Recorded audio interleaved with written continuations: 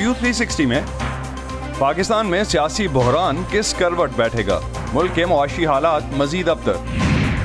New York city में Covid cases में तशवीशनाक इजाफा, लेकिन लोग मास्क पहनने और समाजी फासला रखने से गुरेज़ां। लोग ऐसे पार्टी कर रहे हैं जैसे ये फिर से कोविड से पहले का ज़माना है। और जानेंगे कि मेटावर्स कैसे इंटरनेट की दुनिया को हकीकी दुनिया से जोड़ सकती है। क्या आप चांद पर जाना चाहते हैं? शायद ये लोगों के लिए मुश्किल है, लेकिन मेटावर्स में आप सिर्फ सेकंडों में चांद पर पहुंच जाते हैं।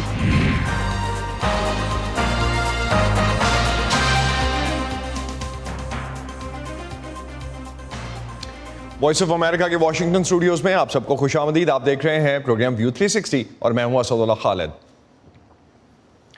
अमरीकी सदर जो बाइडन सदारत संभालने के बाद पहली बार एशिया के दौरे पर हैं। इस दौरे में आज टोक्यो में सदर बाइडन की तरफ से एक नए एशिया पैसिफिक तिजारती मुआहदे का ऐलान किया गया है, जिसमें भारत और जापान समेत 13 ममालिक ने दस्तखत किए हैं। सदर बाइडन ने बाज़ाब्ता तौर पर इंडो पैसिफिक इकनॉमिक फ्रेमवर्क बराए खुशहाली या IPEF का ऐलान किया। एशिया के इस खित्ते में अमेरिका पर अपने स्ट्रेटेजिक शराकतदारों के साथ इत्तेहाद को मजबूत करने का दबाव है और इस लिहाज से अमरीकी सदर के इस दौरे को काफ़ी अहम समझा जा रहा है। वॉइस ऑफ अमेरिका की मोना काजिम शाह इस पर कैपिटल हिल से हमें ज्वाइन कर रही हैं। उनसे इस मुआहदे पर मजीद बात करते हैं। मोना, इस मुआहदे की जुजियात के बारे में क्या बताया गया है अब तक? जी असद, देखिए ये एक मल्टीनेशनल ट्रेड इनिशिएटिव है जिससे ये जाहिर होता है कि दुनिया अभी भी अमेरिका के साथ ट्रेड करना चाहती है। उनके नेशनल सिक्योरिटी एडवाइज़र जो हैं सदर बाइडन के, जेक सलिवन, उनका कहना था कि 1976 के बाद ये पहला साल होगा जब अमेरिका जो है वो चाइना से ज़्यादा ट्रेड करेगा, और शायद खित्ते के दूसरे ममालिक भी यही रियलाइज़ कर रहे हैं। सदर बाइडन पिछले दिनों कहते नज़र आए हैं कि it's never a good bat to bet against the United states and the other countries in the region are also realizing that. ये इकोनॉमिक प्रमोशन एक तरह की कह लीजिए यूनाइटेड स्टेट्स की तरफ से जो है वो उस वक्त सामने आई है जब चाइना जो है वो एक इकोनॉमिक क्राइसिस का शिकार है कोविड-19 के रीसेंट अटैक्स की वजह से। जी असद। तो मोना, कल से क्वाड समिट भी शुरू हो रहा है, क्या फोकस है इस समिट में? सदर बाइडन की नरेंद्र मोदी से मुलाकात में रूस के मामले में क्या मुतवक्के ऐलानात या डेवलपमेंट्स हो सकती हैं, बिकॉज वो भी साइड लाइन्स पे इस वक्त जो है स्केड्यूल्ड है?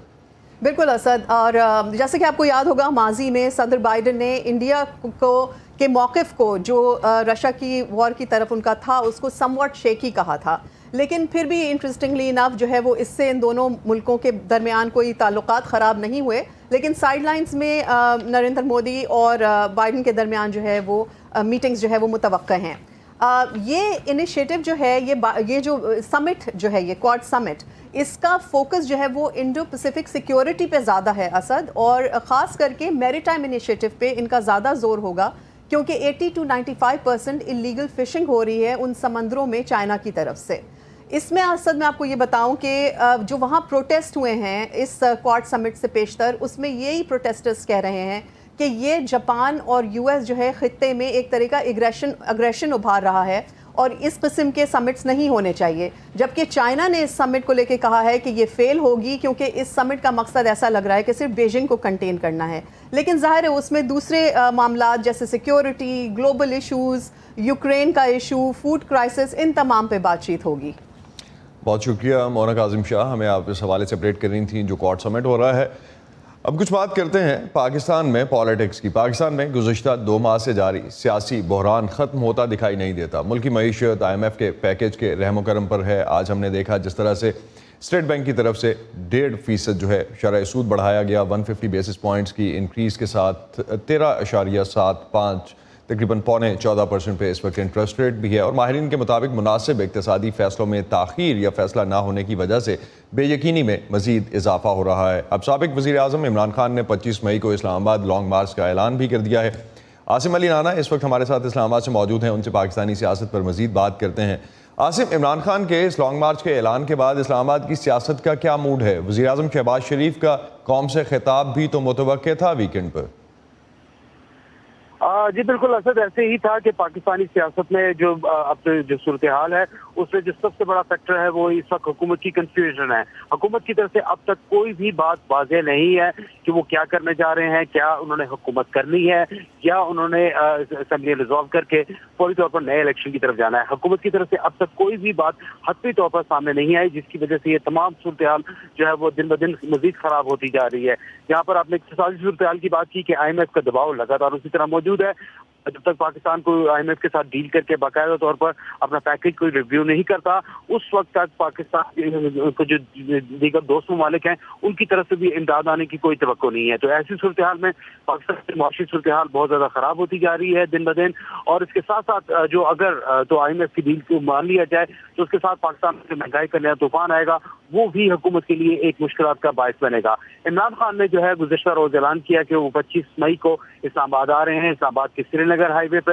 اس حوالے سے بھی ابھی تک حکومت کی طرف سے واضح اعلان نہیں کیا گیا کہ آیا اس دھرنے کو روکا جائے گا یا نہیں روکا جائے گا, طاقت کا استعمال کیا جائے گا یا نہیں کیا جائے گا. ابھی تک اس بارے میں کنفیوژن ہے. البتہ ریڈ زون کو جو ہے وہ سیل کیا جا رہا ہے, اور یہاں پر اسلام آباد کے جو ایگزیکٹو ایریا ہے یہاں پر اس کی پروٹیکشن کے لیے بندوبست کیے جا رہے ہیں. تو عاصم, پچھلے چند دنوں میں ہم نے دیکھا کہ سیاسی کارکنوں کی گرفتاریوں کی خبریں بھی آ رہی ہیں, صحافیوں کے خلاف بھی پرچے کاٹے گئے ہیں. سیاسی ماہرین کیا کہتے ہیں اس پوری صورتحال پہ؟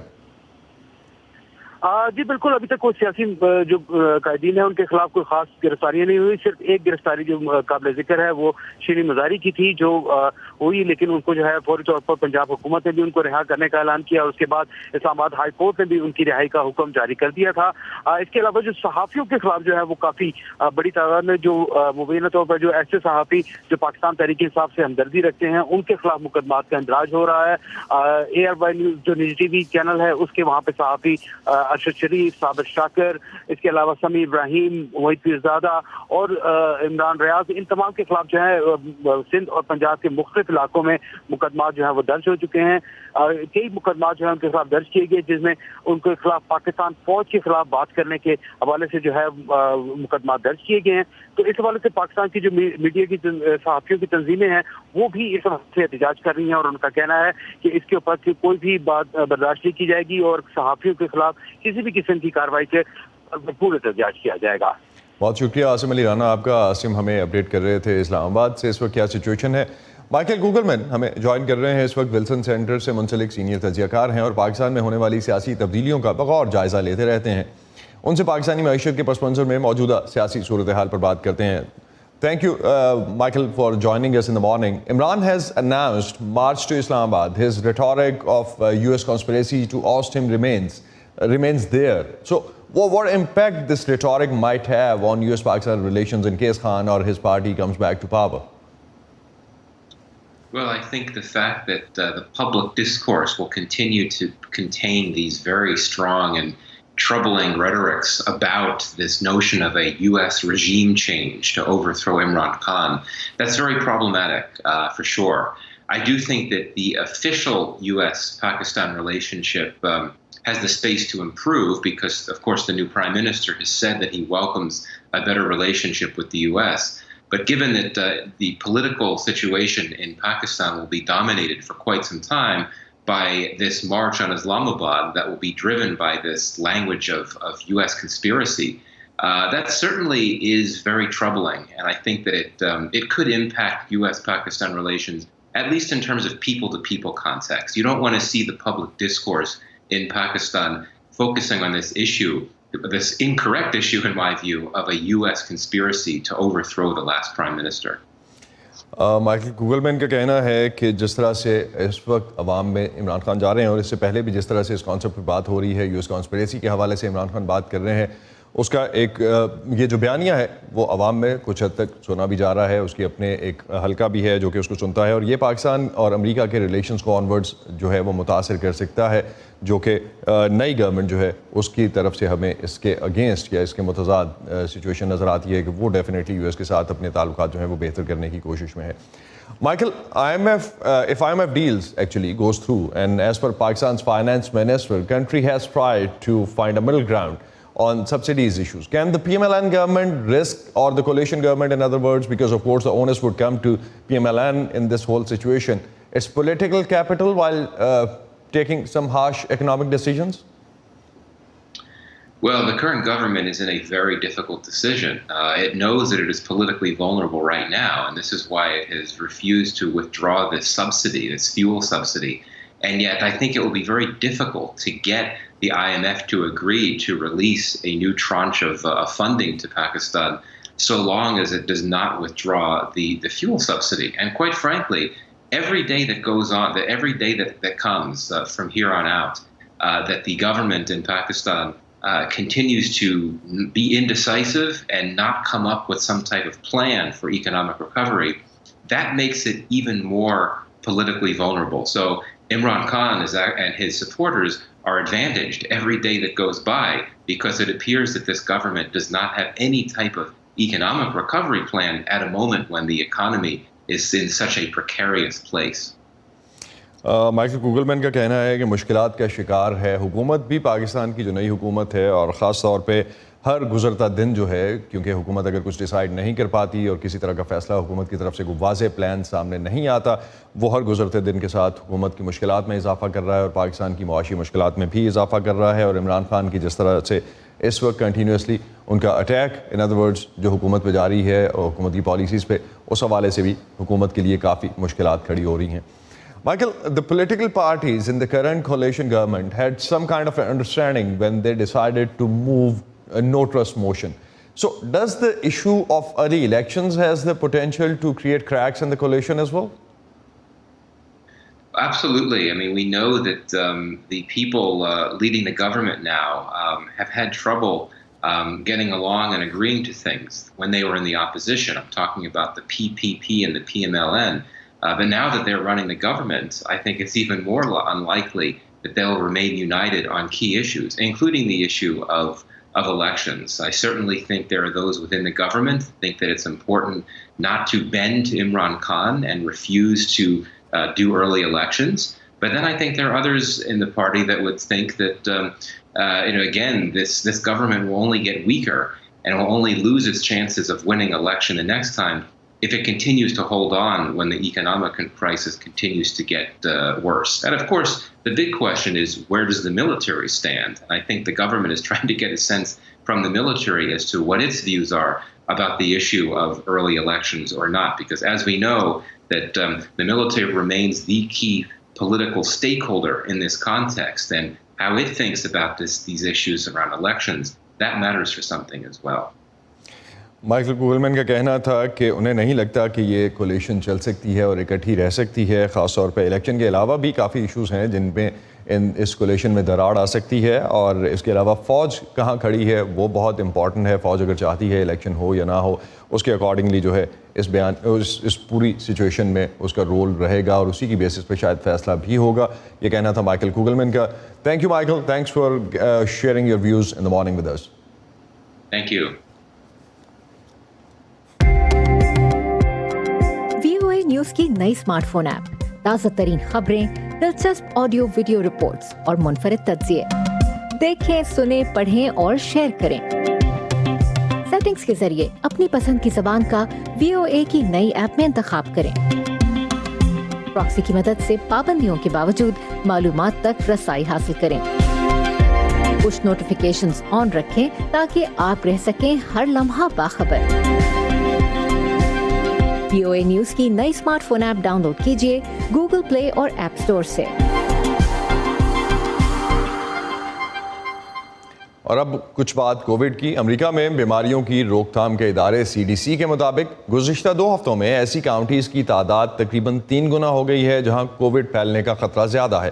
نیو یارک شہر میں پچھلے ماہ وائرس کے کیسز کی تعداد دگنا ہو گئی تھی, لیکن اس کے باوجود ایک تازہ سروے کے مطابق وہاں بہت سے لوگوں نے ماسک پہننے اور سیاسی اور سماجی فاصلہ معاف کیجیے گا رکھنے جیسی تدابیر جو ہیں, احتیاطی تدابیر جو ہیں, ان پر عمل کرنا چھوڑ دیا ہے. نیو یارک کے شہریوں نے ماسک پہننا چھوڑ دیا ہے. بہت سے ریسٹورانٹس اور بار لوگوں سے کھچا کھچ بھرے ہیں. یہ کووڈ کی وبا سے پہلے جیسا ماحول ہے. میں بالکل فکر مند نہیں. میں ٹرین میں بھی ماسک نہیں پہنوں گی. میں ماسک نہیں پہنتی, کام پر بھی نہیں, تو میں ماسک نہیں پہنوں گی. اگر آپ ٹرین میں سفر کے دوران ماسک پہنتے ہیں تو شاید آپ سمجھداری کا ثبوت دے رہے ہیں, مگر باقی جگہوں پر غیر ضروری ہے. مائیکل ٹشارٹ شہر کے ویسٹ ولیج علاقے میں لے براٹان نامی چھوٹے سے ریسٹورانٹ کے مالک ہیں.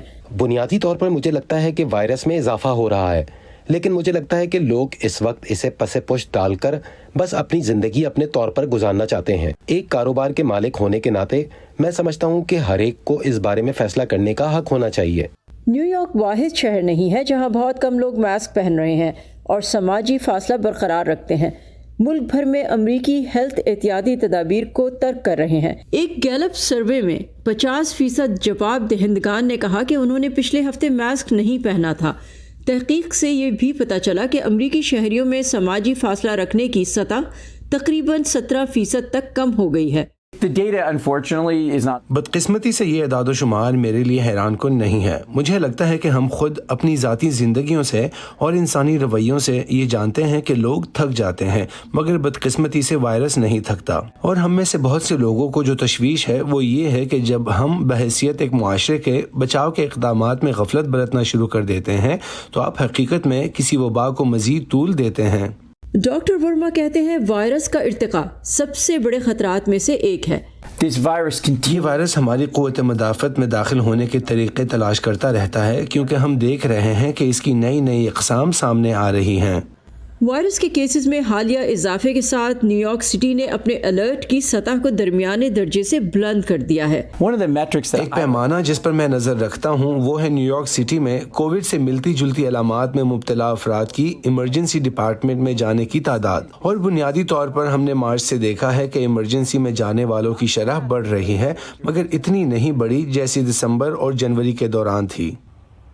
امریکی ادارہ CDC جن کاؤنٹیز کے بارے میں سمجھتا ہے کہ وہاں وائرس کے پھیلنے کا خطرہ زیادہ ہے۔ پچھلے 2 ہفتوں میں وہاں وائرس کے کیسز تقریباً 3 گنا بڑھے ہیں، لیکن اس اضافے کے باوجود بہت سے امریکی شہری کووڈ کے بارے میں احتیاطی تدابیر کو چھوڑتے دکھائی دیتے ہیں۔ لوگ ایسے پارٹی کر رہے ہیں جیسے یہ پھر سے کووڈ سے پہلے کا زمانہ ہے۔ ایرون رینن کے ساتھ صبا شخان، voice of America.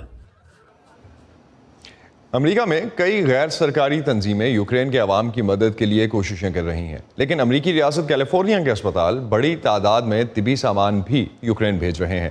Stand with Ukraine نامی خیراتی ادارے نے جنگ سے تباہ یوکرین کی مدد کے لیے ریاست بھر کے اسپتالوں کو متحرک کیا ہے۔ مزید جانتے ہیں اس رپورٹ میں۔ کیلیفورنیا کے شہر لاس اینجلس میں اسٹینڈ ود یوکرین فاؤنڈیشن کے رضاکاروں نے ٹراما کیئر یونٹس، انتہائی نگہداشت کے یونٹوں اور سرجری کے لیے مجموعی طور پر تقریباً 10 ٹن طبی ساز و سامان اکٹھا کیا ہے۔ یوکرین سے تعلق رکھنے والے ایک امریکی آنکولوجسٹ یعنی کینسر کے ماہر ڈاکٹر میکولا اونیشینکو ان رضاکاروں میں شامل ہیں۔ یہاں ہمارے پاس مریضوں کے زخموں کے علاج کے لیے بہت سا ساز و سامان، ٹیکوں میں استعمال ہونے والی ادویات، ڈراپرز، سرنجیں، ٹورنیکٹ اور پردے موجود ہیں۔ لاس اینجلس اور جنوبی کیلیفورنیا کے دیگر علاقوں سے 6 بڑے طبی مراکز نے یوکرین کے لیے یہ طبی سامان عطیہ کیا ہے۔ ہم نے سارا سامان مختلف ڈبوں میں بند کر دیا ہے۔ ہمارے پاس یوکرین کی صحت عامہ کی وزارت کے خط ہیں، اس لیے ہمیں بخوبی علم ہے کہ یوکرین میں لوگوں کو کس چیز کی اشد یا کم ضرورت ہے۔ ہم ترجیحی بنیادوں پر سامان اکٹھا کرنے کی کوشش کر رہے ہیں۔ تمام ڈبوں پر تفصیل اور نمبر درج ہے۔ جلد ہی رضاکار انہیں خصوصی سامان بردار طیاروں پر لوڈ کریں گے۔ وہ خود یہ کہتے ہیں کہ انہیں امید نہیں تھی کہ طبی اداروں کا رد عمل اتنا متاثر کن ہوگا۔ عطیات کے پہلے سیلاب کے بعد انہیں مزید رضاکار تلاش کرنے پڑے جو عطیات کو سنبھالنے میں مدد کریں گے۔ یوکرین امریکہ، روس اور بیلاروس سے لوگوں کی بہت بڑی تعداد مدد کرنا چاہتی ہے۔ بہت سے مختلف لوگ مدد کر رہے ہیں۔ وہ یوکرین بھیجنے سے پہلے چیزوں کو الگ الگ کرنے اور ڈبوں میں بند کرنے میں مدد کرنا چاہتے ہیں۔ یوکرین میں یہ انتہائی قیمتی طبی سامان مختلف خیراتی اداروں کے حوالے کر دیا جاتا ہے جو اسے تقسیم کرنے کے لیے براہ راست اگلے محاذوں کے نزدیک فوجی یا عام ہسپتالوں میں بھیجیں گے۔ Charity foundation stand with Ukraine کے شریک بانی میخائلو لاوریس کا کہنا ہے کہ بڑی مقدار میں فلاحی امداد بھی فراہم کی جائے گی۔ اس وقت یہ خیراتی ادارہ یوکرین کو طبی آلات اور سہولیات کی ترسیل کے لیے Ronald Reagan UCLA medical centre کے ساتھ بھی بات چیت کر رہا ہے جو کہ ملک کے سب سے بڑے طبی مراکز میں سے ایک ہے۔ ہمیں یوکرین کی وزارت صحت نے مخصوص طبی آلات اور ادویات کی فراہمی کے بارے میں درخواست بھیجی ہے۔ اس کے علاوہ ہم یوکرین کے قونصل خانے کے ساتھ کام کر رہے ہیں۔ Ronald Reagan UCLA medical centre نے ہم سے رابطہ کیا اور بخوشی وہ تمام چیزیں فراہم کی جن کی ہمیں ضرورت تھی اور وہ تمام چیزیں بھی جن کی ہمارے پاس کمی تھی۔ यूक्रेन के लिए इस इंतहाई अहम तिब्बी साजो सामान को मई के वस्त में कार्गो प्लेन के जरिए भेजा जाना था। NRI के साथ Sadia ज़िब्रान Jha, voice of America. Technology की दुनिया में आए दिन नई नई इजादात सामने आती हैं। मुस्तकबिल में एक कॉन्सेप्ट जिसके बारे में आप बहुत कुछ सुनेंगे और शायद इस्तेमाल भी करेंगे, वो है मेटावर्स। मेटावर्स एक ऑनलाइन दुनिया होगी जहां लोग एक वर्चुअल रियलिटी हेडसेट के जरिए वर्चुअल माहौल में गेम्स खेलने के अलावा वहां काम और बातचीत कर सकेंगे। यहां तक कि कॉन्सर्ट्स भी इसी मेटावर्स में अटेंड कर सकेंगे। वॉइस ऑफ अमेरिका की इस रिपोर्ट में ये जानने की कोशिश करते हैं कि ये मेटावर्स है क्या। ये खुद को अमली तौर पर एक ऐसी वर्चुअल दुनिया में शामिल करने का एक तरीका है जो अभी तक कुछ ही चीज़ें पेश करती है, लेकिन मुस्तकबिल में मज़ीद चीज़ें फराहम कर सकती है। ये डेरेक स्टेमर्स हैं जो एक एयरलाइन में पायलट हैं और उन्होंने मेटावर्स की वजाहत अपने अंदाज में इस तरह की है कि टेक कंपनियां, मार्केटिंग करने वाले और मुस्तकबिल के माहिरीन सभी आइंदा डिजिटल शिफ्ट को बयान करने के लिए मेटावर्स की इस्तेलाह इस्तेमाल कर रहे हैं, जो एक ऐसी जगह है जहां हकीकी दुनिया और डिजिटल दुनिया इस वक्त के मुकाबले में कहीं ज़्यादा हम आहंग हो जाएगी, बल्कि उससे भी कहीं आगे। अभी हम बुनियादी तौर पर मेटावर्स के बारे में पहली बार दबी दबी सरगोशियां सुन रहे हैं और इस वक्त कुछ ज़्यादा नहीं कहा जा सकता कि यही मुस्तकबिल होगा।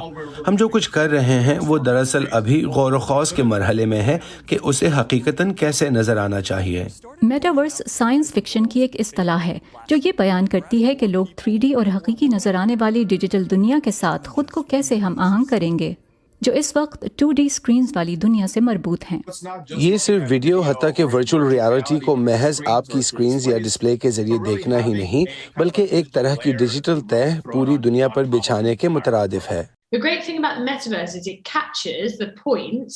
मेटावर्स के बारे में सबसे अहम बात यह है कि ये एक ऐसे नुक्ते पर मरकूज है जो पूरी तरह से मरबूत है। यूँ समझ लीजिए ये ऐसे इंटरनेट की तरह है जिसमें आप खुद दाखिल हो सकती हूँ। फेसबुक के CEO मार्क ज़करबर्ग ने गुज़श्ता साल कंपनी का नाम तब्दील करके मेटा रखा था और उन्होंने इस हफ्ते सैन फ्रांसिस्को के जनूब में मेटा नामी एक स्टोर खोला है। वहाँ आने वालों ने वर्चुअल रियलिटी हेडसेट्स को इस्तेमाल किया, दूसरी चीज़ों को भी आजमाया और मेटावर्स के बारे में सोच विचार भी की।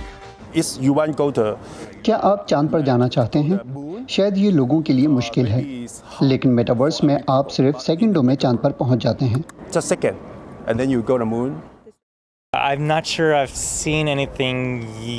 मुझे यकीन नहीं है कि मुझे अब तक ऐसी कोई चीज़ नज़र आई है जो वाकई ज़िंदगी को बदलने या हकीकत तब्दील कर देने वाली हो। मैं नहीं जानता कि ये क्या होगी, लेकिन मुझे ये जानने में बहुत दिलचस्पी है कि आखिर ये होगी क्या। सेथ नुजुम का ख्याल है कि ऐसा महसूस हो सकता है कि जैसे वो वाकई ऑनलाइन अपने दोस्तों के साथ राब्ते में हैं। मैं 4 से ज़्यादा घंटे अपने दोस्तों के साथ वर्चुअल चैट रूम में रहना चाहूँगा। अगर मैं अपने कमरे में या जहाँ चाहूँ इस तरह के रब्त की सतह को मुसलसल कायम रख सकूँ तो ये मेरे लिए इंतहाई अहम बात होगी। मेटावर्स के बारे में शकूक व शुबहात और सवालात के साथ जोश व खरोश भी नज़र आता है। लोग इस बात पर गौर कर रहे हैं कि उनकी डिजिटल जिंदगियों में आने वाला कल कैसा होगा। मिशेल क्विन के साथ Pfizer Bukhari, voice of America. इसी पर ख़त्म करते हैं आज का व्यू 360। स्टे सेफ और पाकिस्तान और खित्ते समेत दुनिया भर की अहम खबरों और दिलचस्प मालूमात के लिए आप आ सकते हैं हमारी वेबसाइट urduvoa.com पर। ये सारा कंटेंट आपको मिलेगा हमारे सोशल मीडिया प्लेटफॉर्म्स पर भी, facebook.com/VOA Urdu, YouTube पर हमारा चैनल है VOA उर्दू के नाम से और ट्विटर इंस्टाग्राम पर हमारा हैंडल है @VOA Urdu। अब तक के लिए इतना ही। असदुल्लाह खालिद को इजाज़त दीजिए, खुदा हाफिज़। लेकिन जाते जाते आपको दिखाते हैं कि शहद की मक्खियाँ जो कि फूलों का रस एक जगह से दूसरी जगह मुंतकिल करने के लिए बहुत अहम समझी जाती हैं, आजकल माहौलियाती तब्दीलियों की वजह से किन मुश्किलात का शिकार हैं।